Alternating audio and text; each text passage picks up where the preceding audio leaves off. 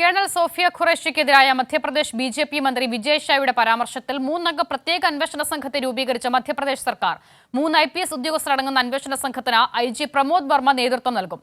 മന്ത്രിയുടെ പരാമർശത്തിൽ രൂക്ഷ വിമർശനം നടത്തിയ സുപ്രീം കോടതി നിർദ്ദേശത്തെ തുടർന്നാണ് 3 അംഗ അന്വേഷണ സംഘത്തെ നിയോഗിച്ചത്.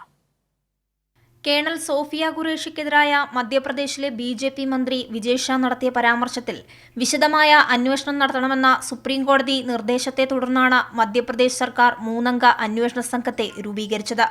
3 IPS ഉദ്യോഗസ്ഥർ അടങ്ങിയ സംഘത്തിൽ IG പ്രമോദ് വർമ്മ, DIG കല്യാൺ ചക്രവർത്തി, പോലീസ് സൂപ്രണ്ട് വാഹിനി സിംഗ് എന്നിവരാണ് ഉൾപ്പെട്ടിട്ടുള്ളത്.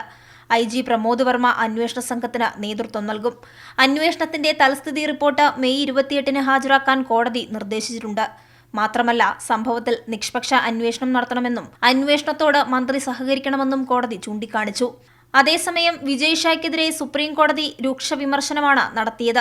ജനപ്രതിനിധിയും പൊതുപ്രവർത്തകനുമായ ഒരാൾ പ്രസ്താവന നടത്തുമ്പോൾ ഓരോ വാക്കും വിവേകത്തോടെ ഉപയോഗിക്കണമെന്നും സൈനിക ഉദ്യോഗസ്ഥയ്ക്കെതിരെ നടത്തിയ പരാമർശത്തിൽ രാജ്യം ലജ്ജിക്കുന്നുവെന്നും കോടതി ചൂണ്ടിക്കാണിച്ചു.